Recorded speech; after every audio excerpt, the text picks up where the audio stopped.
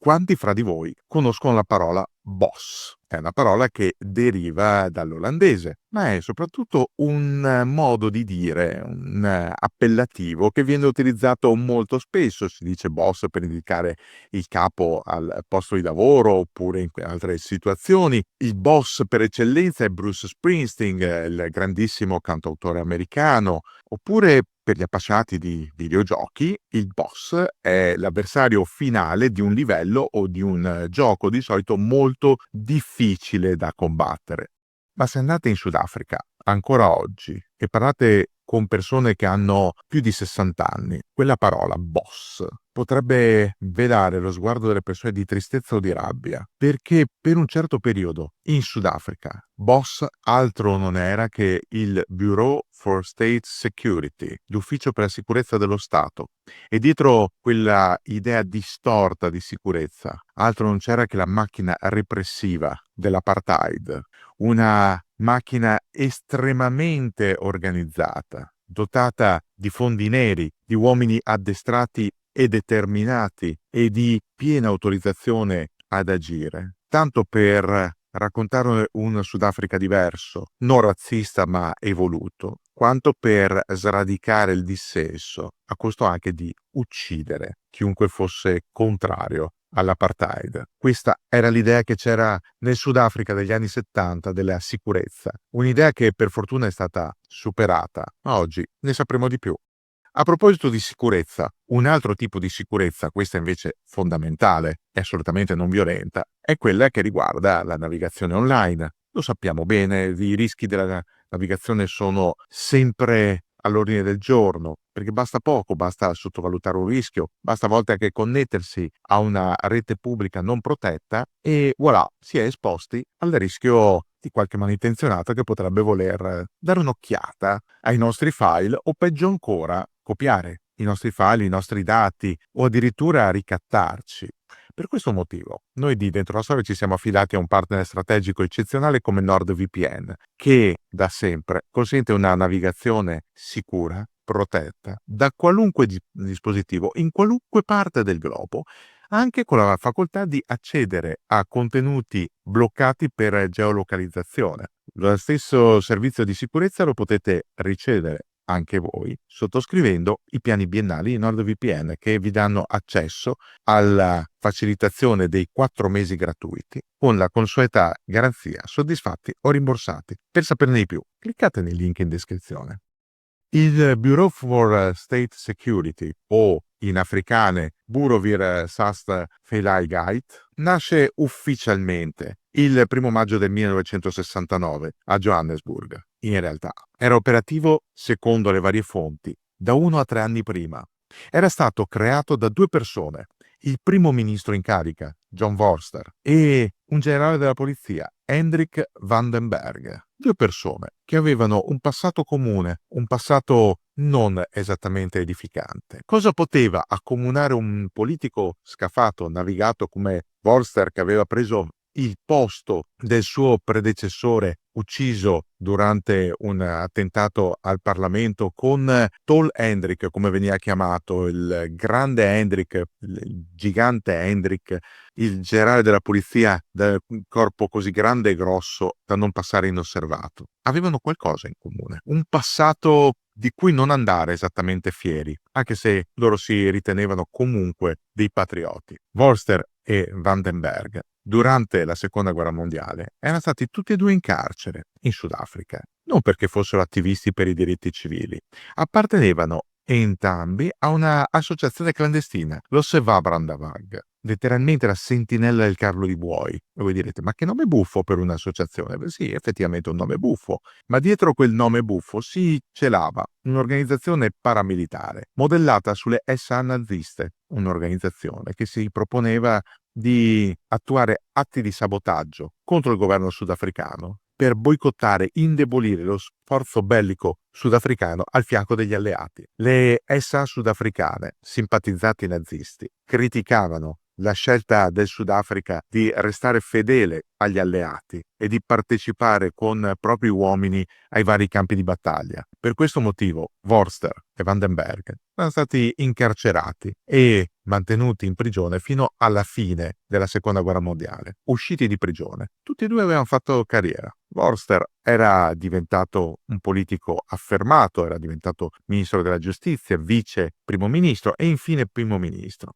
Vandenberg rapidamente scalò i gradini dei ranghi della polizia. In pochi anni arrivò al grado di generale e proprio una volta raggiunto il grado propose a Vorster di creare un soggetto nuovo, il Bureau, un soggetto che riuscisse a superare i limiti dello spionaggio militare, anzi a sopravanzare lo stesso spionaggio militare che per lungo tempo aveva dominato la scena. Perché? Perché i militari principalmente rivolgevano le proprie attenzioni verso l'esterno, verso i rischi corsi dal Sudafrica, verso gli altri stati confinanti in Africa, oppure attenzioni nei confronti del blocco comunista che era visto come il principale nemico. I militari non si occupavano praticamente mai della sicurezza interna ed era proprio questo lo schema del boss: riuscire a comporre un servizio clandestino che doveva rispondere esclusivamente al primo ministro, capace da un lato di coadiuvare la polizia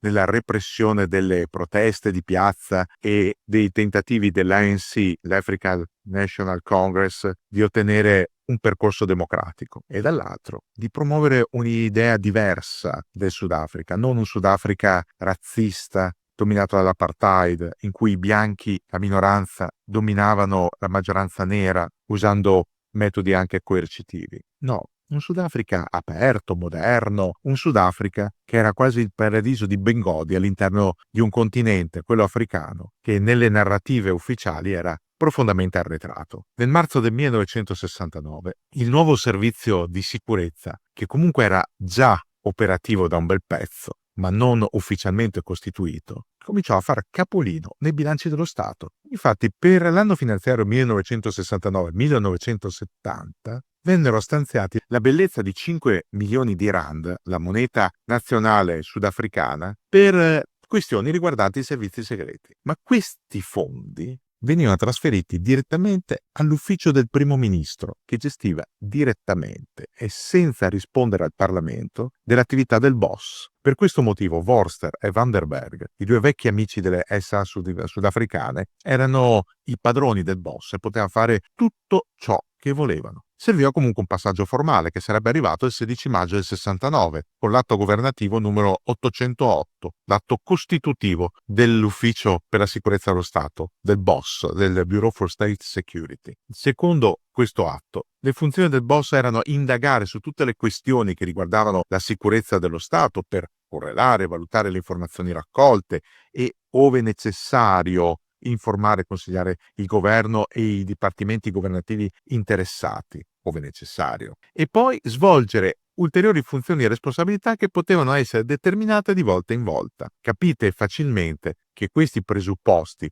contenuti nell'atto costitutivo del boss davano a Vandenberg e a Vorster la più ampia libertà di movimento. Potevano fare ciò che volevano. Lo si sarebbe visto molto tempo dopo attraverso gli studi della Commissione per la Verità e la Riconciliazione, la Truth and Reconciliation, quella commissione varata dal Sudafrica negli anni 90 dopo la caduta del regime dell'apartheid per fare chiarezza sul lungo periodo di buio all'interno del Sudafrica stesso. Ebbene, il boss per lungo tempo ha fatto un po' quello che ha voluto. I suoi dipartimenti prevedevano eversione, controspionaggio, spionaggio politico-economico, intelligence anche militare, scavalcando i militari che già erano dotati di un loro sistema, amministrazione, valutazione nazionale, ricerca e studi speciali. Il boss, essendo un dipartimento dello Stato, era guidato da un direttore generale che fino al 1978 fu appunto il generale Vandenberg. Poi cambiò qualcosa, ma lo vedremo dopo. Il boss poteva fare un po', come si diceva, quello che voleva.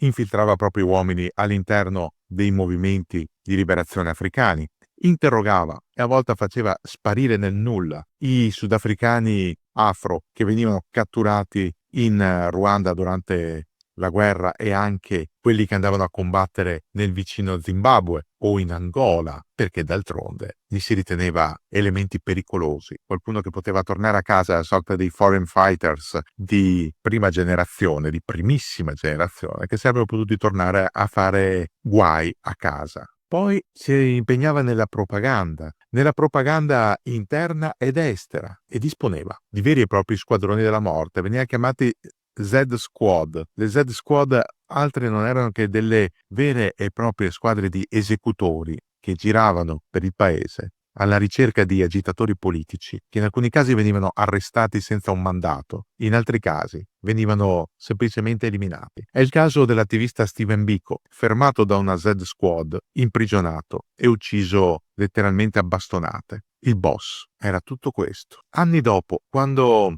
l'ex direttore Vandenberg venne interrogato, descrisse la sua attività come semplicemente qualcosa di necessario allo sforzo per far sopravvivere lo Stato sudafricano. Disse: «Ho abbastanza uomini a disposizione per commettere omicidi. Mi basta dire loro di uccidere. Non mi interessa chi sia l'obiettivo. Questi sono gli uomini di cui dispongo e questo fanno». È agghiacciante sentire queste parole, ma il generale Vandenberg e il suo superiore Vorster per lungo tempo non si sono dati pena di ciò che effettivamente faceva il boss all'interno del Sudafrica e non solo. Occorre arrivare al 1978, quando scoppia il cosiddetto Mandergate, uno scandalo, lo scandalo dell'informazione. Emerge infatti che per un certo periodo di tempo il boss ha usufruito di un fondo nero multimilionario, distratto dal bilancio della difesa, per finanziare una serie ambiziosa di progetti di editoria, relazioni con i media, pubbliche relazioni,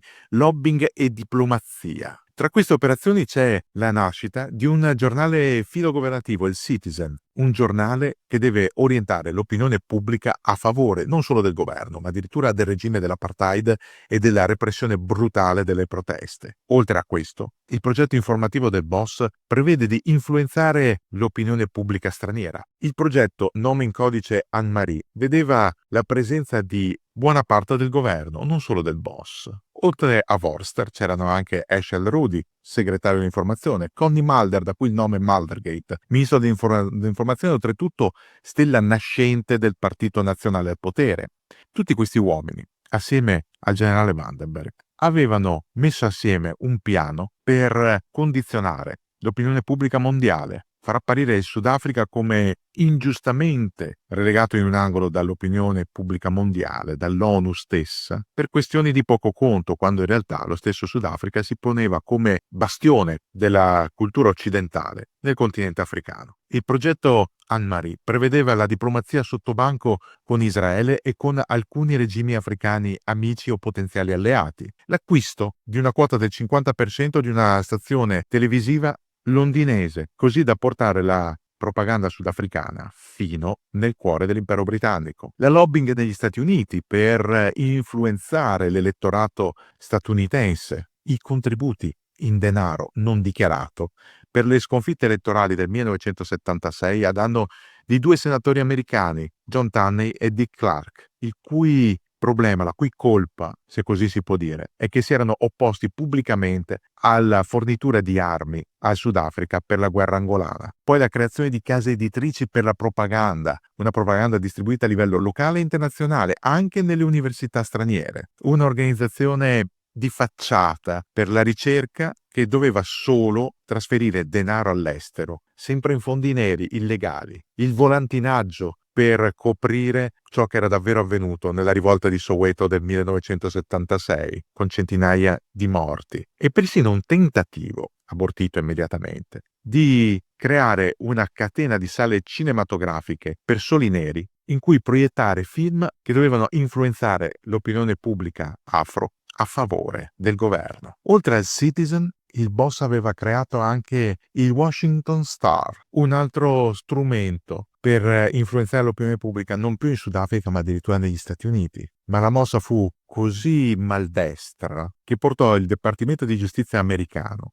ad aprire delle indagini nei confronti dei responsabili, tra cui il magnate dei media John P. McGough, che ricevette la bellezza di oltre 11 milioni di dollari dal boss attraverso sempre dei fondi neri per acquistare il giornale Washington Star e condurlo a una campagna di propaganda così sfacciata da provocare addirittura un crollo delle vendite, al contrario di quello che si pensava potesse essere un progetto utile alla causa del Sudafrica. L'esistenza di questi fondi neri portò allo scoppio del Muldergate, dello scandalo, perché quando il revisore generale dei conti del Sudafrica trovò nella sua verifica dei conti sballati che non tornavano, il primo ministro Vorst si trovò decisamente nell'occhio del ciclone. Non sapeva più come spiegare quel flusso di denaro, quasi 300 milioni di dollari, che usciva dalle casse dello Stato e scompariva nel nulla, in società di comodo, dietro paraventi, in società estere. A cosa servivano quei soldi? Quando Vorster fu costretto da un'inchiesta parlamentare a chiarire tutto attraverso la cosiddetta commissione Erasmus, guidata dal giudice Rudolf Erasmus, la stessa opinione pubblica sudafricana rimase scioccata dalle risultanze. Il boss, che era già noto per i suoi metodi brutali nei confronti degli afro, era diventato qualcosa che riusciva anche a sfuggire al controllo dello Stato, pur nutrendosi dello Stato sudafricano stesso per alimentare le proprie operazioni clandestine. Si era passato il segno. Quando poi Vandenberg, davanti proprio alla commissione Erasmus, disse quelle frasi sulle squadre della morte, sugli omicidi su commissione, lo Stato sudafricano decise di voltare pagina. Vandenberg fu costretto alle dimissioni nel 1978. Al suo posto venne insediato Alec Van Wyk come facente funzioni per un paio d'anni, mentre i servizi venivano a poco riorganizzati. Il boss, con quel nome, con quella nomea, con quei metodi, doveva sparire. Sarebbe sparito dopo il 1980 con la creazione del NIS, National Intelligence Service. Altro nome, ma soprattutto altri metodi. Basta coi fondi neri, basta con gli squadroni della morte, basta con le attività di boicottaggio. Il NIS, col passare del tempo, sarebbe diventato qualcosa di molto più aperto, molto più trasparente. Sarebbe stato addirittura coinvolto nella seconda metà degli anni '80 nel processo di transizione verso la fine dell'apartheid. Tutta un'altra musica. Architetto di tutto ciò era stato Botha, ex ministro della difesa, sospettato di aver fatto parte comunque delle politiche di Vorster e del boss, ma che aveva scaricato il suo vecchio capo, Vorster, attribuendogli tutta la responsabilità di ciò che era accaduto negli anni del boss. Vorster finì in disgrazia, non poteva più tornare. Vandenberg si ritirò dopo lo scandalo, scomparve letteralmente dalla scena pubblica, andò a vivere nella sua fattoria per dedicarsi all'allevamento di polli. Negli anni '80 provò anche a stendere le sue memorie, ma in quel caso fu il governo sudafricano a far pressione affinché non solo non ci fosse nemmeno un editore disposto a pubblicare il libro, ma affinché lo stesso Vandenberg desistesse dall'idea di pubblicare. Era diventato un paria, al punto che anche l'Afrikaner Broederbond, l'Associazione Nazionale degli Afrikaner, un'associazione estremamente conservatrice, fece pressioni affinché Hendrik Vandenberg ritirasse la propria tessera e non la rinnovasse mai più. Era diventato un paria, peggio di quelli emarginati dallo stesso regime dell'apartheid. Forse è questa la lezione finale della incredibile